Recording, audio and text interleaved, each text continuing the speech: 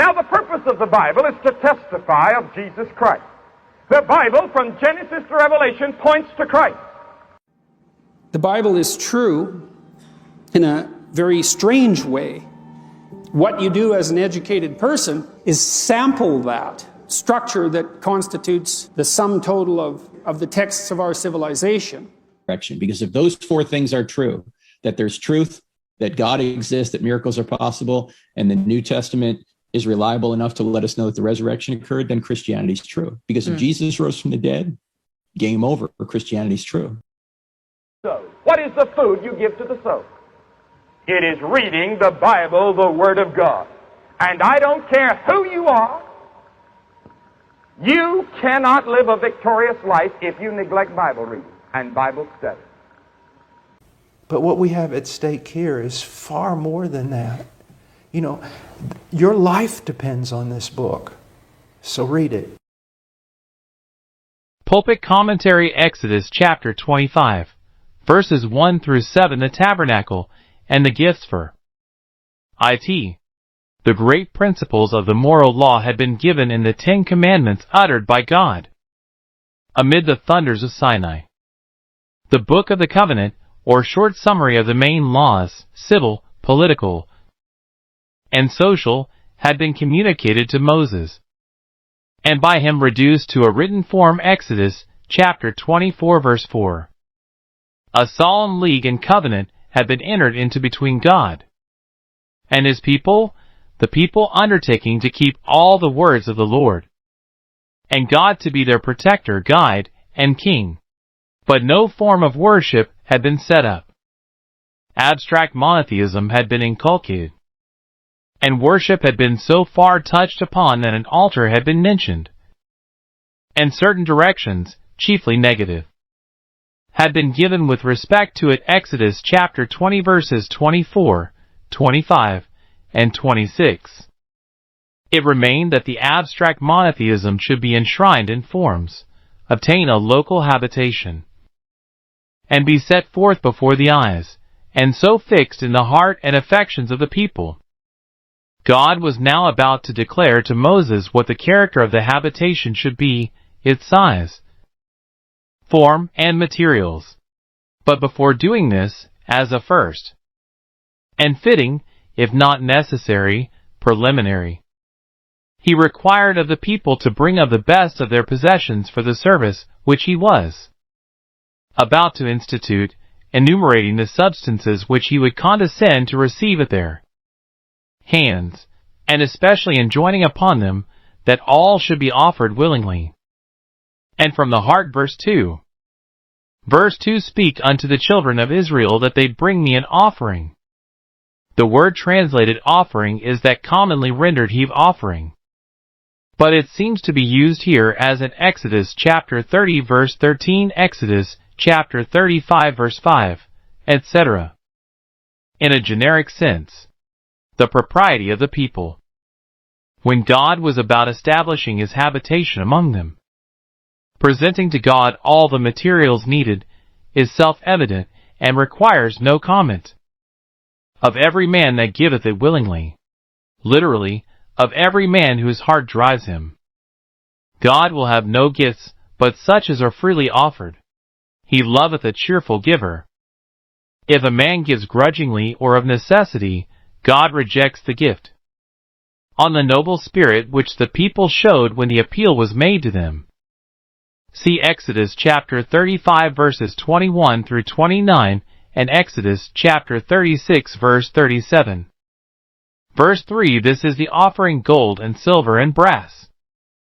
Gold was needed for the overlaying of the boards, whereof the ark was composed. Verse 11, for the crown of gold, which surmounted it. Ebidim, for the rings. Verse 12, the mercy seat. Verse 17, the cherubim. Verse 18, the dishes, the spoons, the covers, the bowls. Verse 29, the candlestick. Verse 31, the tongs and snuff dishes. Verse 28, the hooks and taches. Exodus chapter 26 verses 6 and 32, for the covering of the table of shewbread. Exodus chapter 25 verse 24, and of the staves and pillars. Ebidim 28, Exodus chapter 26 verses 32 and 37.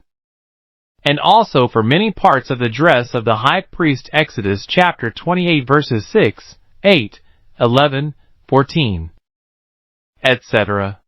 Silver was required for the sockets, which supported the horns of the tabernacle, Exodus 26:19, and for the hooks and fillets of the pillars of the court, Exodus chapter 27 verse 10. Brass, or rather bronze, was wanted for the taches which coupled together the curtains of the tent, Exodus chapter 26 verse 11, for the sockets which received the pillars or tent poles, Ibidem 37, for the external coating of the altar, Exodus chapter 27 verse 2, for the vessels and utensils of the altar, Ibidem 3, for the covering of its staves, Ibidem 6, for the sockets of the pillars of the court, Exodus chapter 27 verse 10, for the pins of the court, Ibidem 19, and generally for the vessels of the tabernacle, Ibidem. To understand how the Israelites could supply all that was wanted, we must remember 1. That they had a certain amount of ancestral wealth, as that which Joseph had accumulated, and what Jacob and his sons had brought with them into Egypt. 2. That they had received large presents of gold and silver from the Egyptians just before their departure, Exodus chapter 12 verse 35. And 3.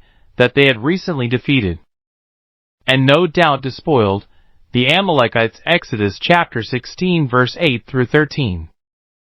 Whether they had further made money by trade since they entered the Sinaitic Peninsula may be doubted.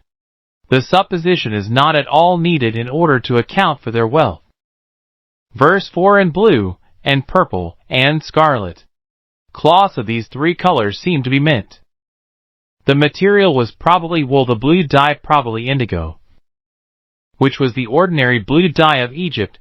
The purple was no doubt derived from one or other of the shellfish so well known to the Syrians, of which the one most used was the murex trunculus, and was of a warm reddish hue, not far from crimson. The scarlet, literally scarlet worm or worm scarlet, was the produce of the Corcus ilices, or cochineal insect of the holm oak, which has now been superseded by the Caucus cacti, or cochineal insect of the prickly pear, introduced into Europe from Mexico.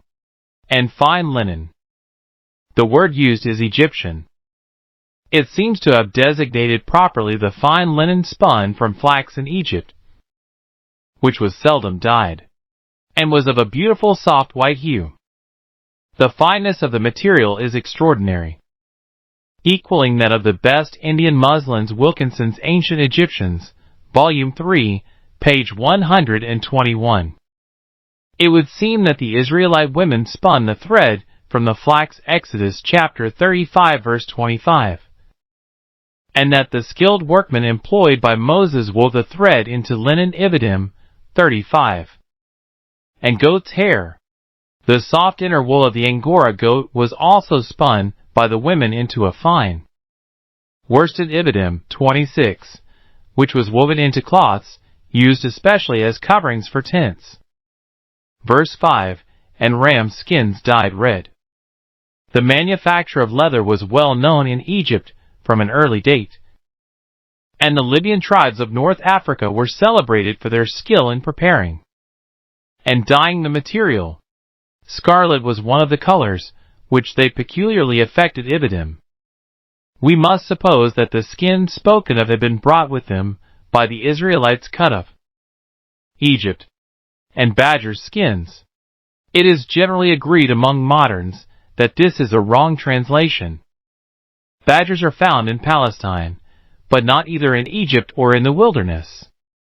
The Hebrew takhash is evidently the same word as the Arabic tukash, or dukash, which is applied to marine animals only, as to seals, dolphins, dugongs, and perhaps sharks and dogfish. Seal skins would perhaps be the best translation. Shittim wood. It is generally agreed that the shitta plural shittim was an acacia. Whether the sail acacia sail which now grows so abundantly in the Sinaitic Peninsula, or the Acacia nilotica, or the Cerisa, is uncertain. The salewood is hard and close-grained of an orange color with a darker heart, well adapted for cabinet work. But the tree, as it exists nowadays, could certainly not furnish the planks, 10 cubits long by 1.5 wide, which were needed for the tabernacle. Exodus chapter 35 verse 21. The Cerisa might do so, but it is not now found in the wilderness. We are reduced to supposing either that the sale grew to a larger size anciently than at present, or that the Cerisa was more widely spread than at the present day. Verse 6. Oil for the light. That the sanctuary to be erected would require to be artificially lighted is assumed. Later, a candlestick is ordered. Verses 31 through 37. The people were to provide the oil which was to be burnt in the candlestick. In Exodus chapter 27 verse 20, we are told that the oil was to be pure oil olive beaten. Spices for anointing oil. Anointing oil would be needed for the sanctification of the tabernacle, the ark, and all the holy vessels, as also for the consecration of Aaron and his sons to the priesthood. The spices required are enumerated in Exodus chapter 30 verses 23 and 24. They consisted of pure myrrh, sweet cinnamon, sweet calamus, and cassia, and for sweet incense. The spices needed for the incense were, according to our translators, stacte onycha, galbanum, and frankincense iodine. 34. Verse 7. Onyx stones. On the need of onyx stones, see Exodus chapter 28 verses 9 and 20. Stones to be set in the ephod, etc. Rather, stones for setting, for the ephod and for the breastplate. The only stones required for the ephod were 2 large onyx stones, for the breastplate 12. Jewels were needed. Iodine, 17 through 20, one of them being an onyx.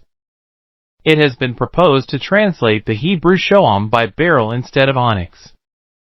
But onyx, which is more suitable for engraving, is probably right. Verses 8 and 9. General directions. After the gifts which God will accept have been specified, and the spirit in which they are to be offered noted. Verse 2, God proceeds to unfold his purpose and declare the object for which the gifts are needed.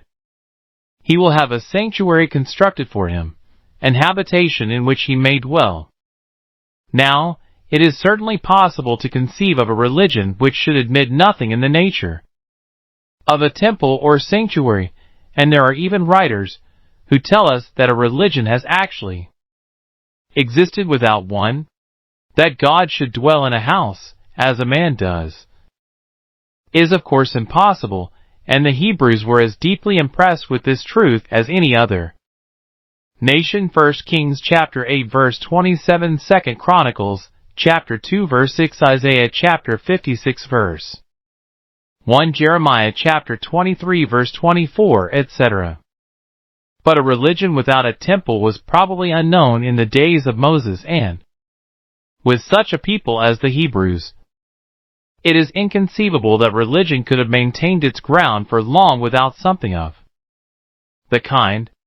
It was, as Kalish says, above all things necessary to create a firm and visible center of monotheism, to keep perpetually the idea of the one omnipotent God alive in the minds of the people, and so to exclude forever a relapse into the pagan and idolatrous aberrations. Comment on Exodus, page 365. A sanctuary was therefore to be constructed, but as the nation was in the peculiar position of being nomadic, without fixed abode, that is, and constantly on the move, the usual form of a permanent building was unsuitable under the circumstances. To meet the difficulty, a tent temple was designed, which is called Mishkan, the dwelling, or Ohel, the tent, which was simply an oriental tent on a large scale, made of the best obtainable materials, and guarded by an enclosure. The details of the work are reserved for later mention. In the present passage, two directions only are given. 1. A sanctuary is to be constructed, and 2. Both it and all its vessels are to be made after patterns which God was about to show to Moses. Verse 8a sanctuary well expresses the Hebrew mikash, which is derived from kadash, to be holy. It is a name never given to the temples of the heathen deities, that I may dwell among them. Compare Exodus chapter 29 verse 45, Numbers chapter 35 verse 34. There is a sense in which God dwelleth not in temples made with hands. Acts chapter 7 verse 48, Acts chapter 17 verse 24, i.e., he is not comprehended in them, or confined to them, but there is another sense in which he may be truly said to dwell in them, viz., as manifesting himself in them either to the senses or to the spirit. In the tabernacle he manifested himself sensibly. Exodus chapter 40 verses 34, 35, and 38. Verse 9. The patterns. Many of the old Jewish commentators supposed that Moses was shown by God a real material structure which actually existed in the heavens, far grander than its earthly copy, after which he was to have the tabernacle fashioned. Some recent Christian writers, without going these lengths, suggest that an actual picture or model of the earthly tabernacle and its furniture was shown to him Keel. But the words of the text, as well as those of Acts 7 verse 44 and Hebrews 8 verse 5, are sufficiently justified if we take a view less material than either of these, i.e., if we suppose Moses to have had impressed on his mind, in vision, the exact appearance of the tabernacle and its adjuncts in such sort that he could both fully understand, and also, when necessary, supplement the verbal description subsequently given to him. It is unnecessary to inquire how the impression was produced. God, who in vision communicated to Ezekiel the entire plan of that magnificent temple which he describes in chapters 40, 41, 42, could certainly have made known to Moses in the same way the far simpler structure of the primitive tabernacle. Verses 10 through 22. The pattern of the ark. Moses is first shown, not the pattern of the tabernacle, but the patterns of those things which it was to contain: the ark, the table of shewbread, and the 7-branched candlestick or lampstand with its appurtenances. The ark, as the very most essential part of the entire construction, is described first. Verse 10. Thou shalt make an ark of shittim wood. Arks were an ordinary part of the religious furniture of temples in Egypt, and were greatly venerated. They usually contained a figure or emblem of some deity. Occasionally they were in the shape of boats, but the most ordinary form was that of a cupboard or chest. They were especially constructed for the purpose of being carried about in a procession, and had commonly rings at the side, through which poles were passed on such occasions. It must be freely admitted that the general idea of the ark, as well as certain points in its ornamentation, was adopted from the Egyptian religion. Egyptian arks were commonly of sycamore wood, 2 cubits and a half, etc. As there is no reason to believe that the Hebrew cubit differed seriously from the cubits of Greece and Rome, we may safely regard the Ark of the Covenant as a chest, or box, 3 feet 9 inches long, 2 feet 3 inches wide, and 2 feet 3 inches deep. Verse 11. Thou shalt overlay it with pure gold, or cover it with pure gold, as gilding was well known in Egypt long before the time of the Exodus. It is quite possible that the chest was simply gilt without and within. It may, however, have been overlaid with thin plates of gold, a practice also known in Egypt and common elsewhere, which is the view taken by the Jewish commentators. The crown of gold was probably an ornamental molding or edging round the top of the chest. Verse 12, 4 rings of gold. These rings were to be fixed, not at the upper, but at the lower corners of the chest, which are called piameth, literally feet or bases. The object was, no doubt, that no part of the chest should come in contact with the persons of the priests when carrying it. See verse 14. As Kalish notes, the smallness of the dimensions of the ark rendered it safe transportation, even with the rings at its feet, not impossible. Verse 13, staves of shittim wood. Similar staves, or poles, are to be seen in the Egyptian sculptures, attached to arks, thrones, and litters, and resting on the shoulders of the men who carry such objects. Verse 14, that the ark may be borne with them. The Hebrew ark was not made, like the Egyptian arks, for processions, and was never exhibited in the way of display, as they were. The need of carrying it arose from the fact that the Israelites had not yet obtained a permanent abode. As soon as Canaan was reached, the ark had a fixed locality assigned to it, though the locality was changed from time to time. Joshua chapter 18 verse 1, 1 Samuel chapter 4 verse 3, 1 Samuel chapter 7 verse 1, 2 Samuel chapter 6 verse 10, etc. But in the desert it required to be moved each time that the congregation changed its camping ground. Verse 15, the staves, when once inserted into the rings of the ark, were never to be taken from them. The object probably was that there might be no need of touching even the rings when the ark was set down or taken up. The bearers took hold of the staves only, which were no part of the ark.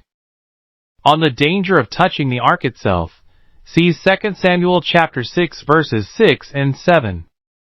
Verse 16, the testimony which I will give thee is undoubtedly the Decalogue, or in other words, the 2 tables of stone, written with the finger of God, and forming his testimony against sin. Compare Deuteronomy chapter 31 verses 26 and 27. The main intention of the ark was to be a repository in which the 2 tables should be laid up.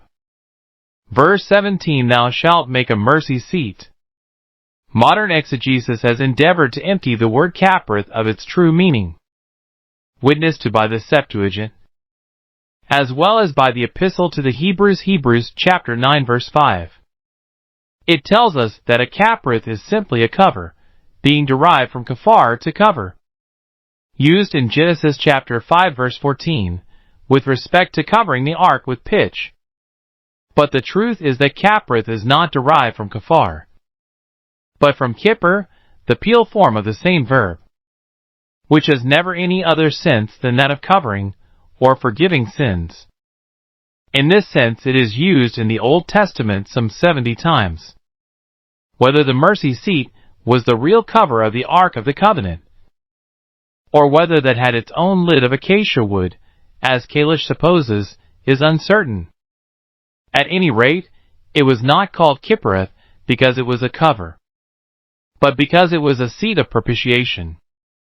On the importance of the mercy seat, as in some sort transcending the ark itself, see Leviticus chapter 16 verse 2, and 1 Chronicles chapter 28 verse 11.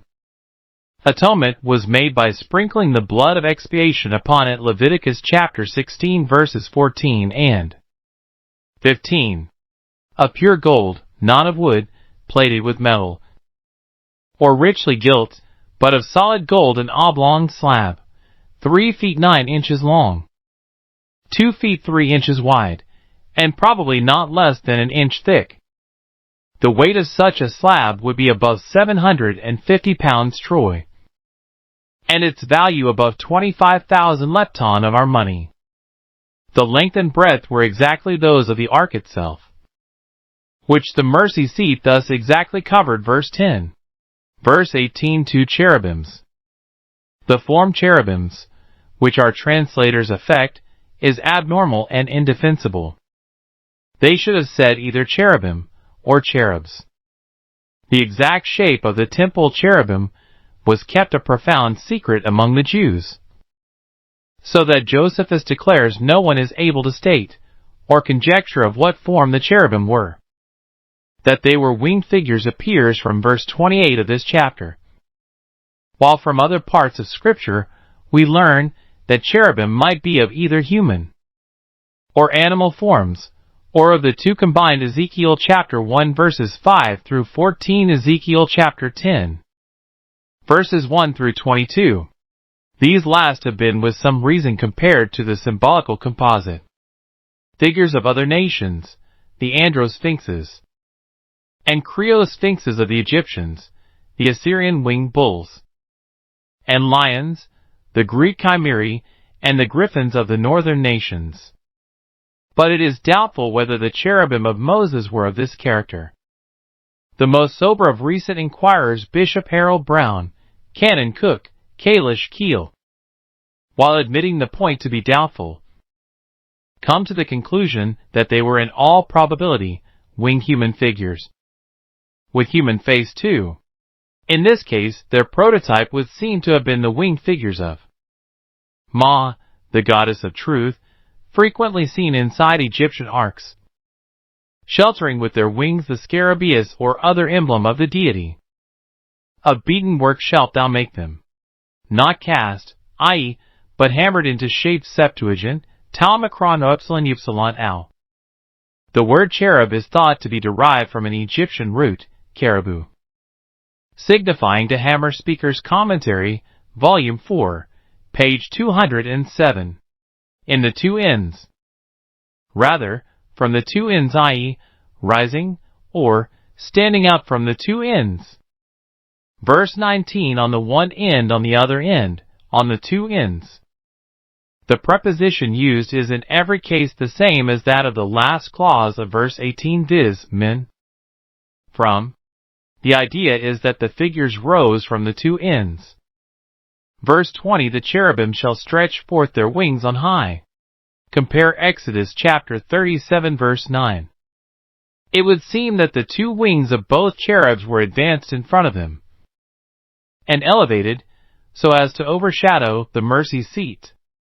This was a departure from the patterns furnished by the figures of Ma. See the comment on verse 18. Since in them one wing only was elevated and the other depressed, it is clear that in no case was any part of the Hebrew sacred furniture a mere reproduction of Egyptian models. Whatever was made use of was so transformed or modified as to acquire a new and independent character, their faces, etc.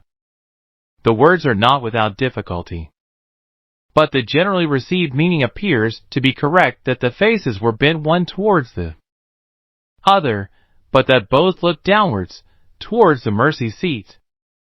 Thus the figures, whether they were standing or kneeling, which is uncertain, presented the appearance of guardian angels, who watched over the precious deposit below, to wit, the two tables.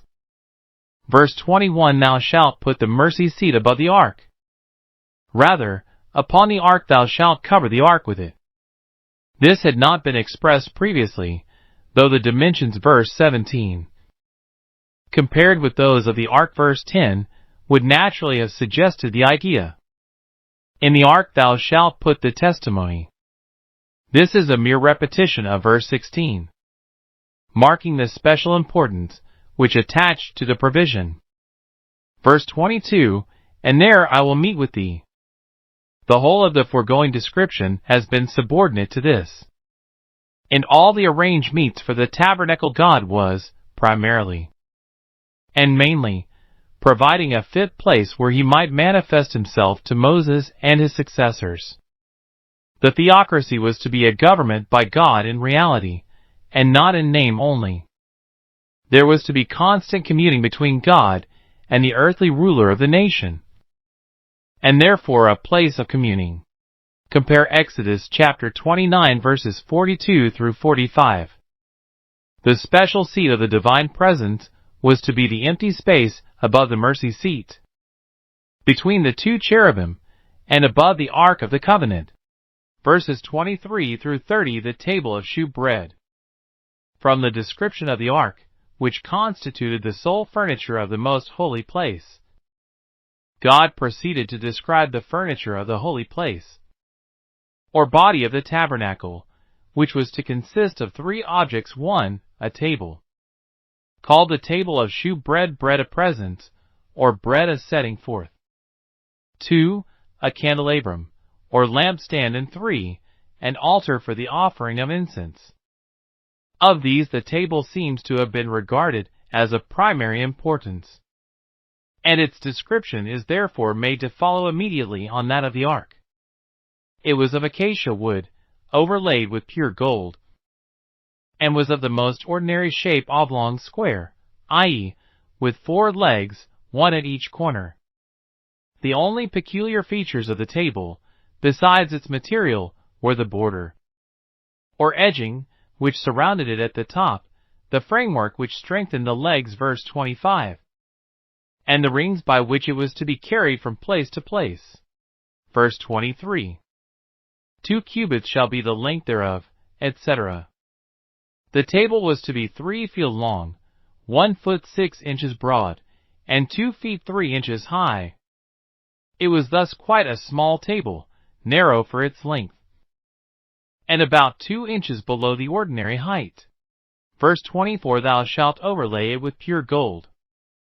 Again, gilding may be meant, but a covering with thin plates of gold is perhaps more probable. A crown of gold round about, a border or edging round the top, which would prevent anything that was placed on the table from readily falling off. Compare verse 11. Verse 25, a border of a hand breadth, rather a band or framing. This seems to have been a broad flat bar, placed about halfway down the legs, uniting them and holding them together. It was represented in the sculpture of the table, which adorned the Arch of Titus. See the Speaker's Commentary, Volume 1, page 363. A golden crown to the border, i.e., an edging at the top of the bar, which could be only for ornament. Verse 26, the 4 corners that are on the 4 feet, is scarcely an intelligible expression.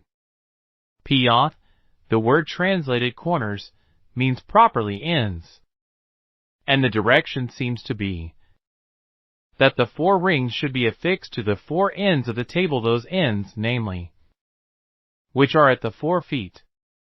It is a periphrasis, meaning no more than that they should be affixed to the feet, as Josephus tells us that they were. Verse 27, over against the border, rather opposite the band or framing, i.e., opposite the points at which the band or framing was inserted into the legs. Bishop Patrick supposes that the table was not carried up as high as the ark was, but hung down between the priests, on whose shoulders the staves rested. But it is carried upright in the bas relief on the Arch of Titus, and might have been as easily so carried as the ark. See the comment on verse 12. Of the staves, rather for staves. Staves for the table had not yet been mentioned, and naturally the word has no article. Verse 29, the dishes thereof. Literally its dishes, or rather perhaps, its bowls, the Septuagint, Tower Beta and Iod Alpha. They were probably the vessels in which the loaves were brought to the table. Loaves are often seen arranged in bowls in the Egyptian tomb decorations. Spoons thereof. Rather, its incense cups, small jars, or pots in which the incense, offered with the loaves, Leviticus chapter 24 verse 5, was to be burnt. 2 such were represented in the bas relief of the table on the Arch of Titus. Covers thereof and bowls thereof. Rather, its flagons and its chalices, the Septuagint. Sigma pi omicron nu delta epsilon alpha theta omicron iota vessels required for the libations, or drink offerings which accompanied every meat offering. To cover withal, rather, as in the margin, to pour out withal. The Septuagint, Vulgate, Syriac, and most of the Targums. Verse 30, thou shalt set upon the table shewbread before me alway. Here we have at once the object of the table, and its name explained. The table was to have set upon it continually 12 loaves, or cakes, of bread, Leviticus chapter 24 verse 5, which were to be renewed weekly on the Sabbath day, Ibidim, verse 8. The stale loaves being at the same time consumed by the priests in the holy place. These 12 loaves or cakes were to constitute a continual thank offering to God from the 12 tribes of Israel in return for the blessed lugs of life and sustenance which they received from him. The bread was called bread of face, or bread of presence, because it was set before the face, or presence of God, which dwelt in the Holy of Holies. The Septuagint renders the phrase by rot omicron iota nu piot omicron iota loaves that are face to face st. Matthew by rho tau omicron iota tau pi rho omicron theta sigma epsilon omega, loaves of setting forth, whence the sharp road of Luther. And our shoe bread, which is a paraphrase rather than a translation. Verse 31, the golden candlestick, verses 31 through 40. Though the Holy of Holies was always dark, unless when lighted by the glory of God, Exodus chapter 40 verses 34 and 35, the holy place, in which many of the priests' functions were to be performed, was to be always kept light. In the daytime sufficient light entered from the porch in front, but, as evening drew on, some artificial illumination was required. In connection with this object, the golden candlestick, or rather lampstand, was designed, which, together with its appurtenances, is described in the remainder of the chapter. Verse 31, a candlestick. The golden candlestick is figured upon the arch of Titus, and appears by that representation to have consisted of an upright shaft, from which 3 curved branches were carried out on either side, all of them in the same plane. It stands there on an octagonal pedestal in 2 stages, ornamented with figures of birds and sea monsters. This pedestal is, however, clearly Roman work, and no part of the original. A beaten work, not cast, but fashioned by the hand, like the cherubim, verse 18. His shaft, rather, its base, literally flank. His branches. Our version follows the Septuagint, but the Hebrew noun is in the singular number, and seems to designate the upright stem, or shaft. The branches are not mentioned till verse 32, where the same noun is used in the plural. His bowls, his knops, and his flowers. Rather, its cups, its pomegranates, and its lilies. The cups are afterwards likened to almond flowers, verse 33, they formed the first ornament on each branch. Above them was a representation of the pomegranate fruit, above this a lily blossom. The lily blossom supported the lamps, which were separate, verse 37. The remainder were of one piece with the candlestick. Verse 32, 6 branches. The representation on the arch of Titus exactly agrees with this description. It was a peculiarity of the candlestick, as compared with other candelabra, that all the branches were in the same plane. Verse 33, 3 bowls made like unto almonds. Cups shaped like almond blossoms seemed to be intended. Each branch had 3 of these in succession, then a pomegranate and a lily flower. The lily probably represented the Egyptian lotus, or water lily, in the other branch. Rather, on another branch, there were 6 branches, not 2 only. The ornamentation of 2 is described, then we are told that the remainder were similar. Verse 34, in the candlestick, i.e., in the central shaft or stem, which is viewed as the candlestick par excellence. Here were to be 12 ornaments, the series of cup, pomegranate, and lily being repeated 4 times, once in connection with each pair of branches, and a 4th time at the summit. Verse 35, a knop under 2 branches of the same. The branches were to quit the stem at the point of junction between the pomegranate knop And the lily, verse 36, all of it, shall be one beaten work. Compare verse 31. Verse 37, the 7 lamps. The lamps are not described. They appear by the representation on the arch of Titus to have been hemispherical bowls on a stand, which fitted into the lily blossom wherewith each of the 7 branches terminated. They shall light the lamps. The lamps were lighted every evening at sunset. Exodus chapter 27 verse 21, Exodus chapter 30 verse 8, Leviticus chapter 24 verse 3, etc.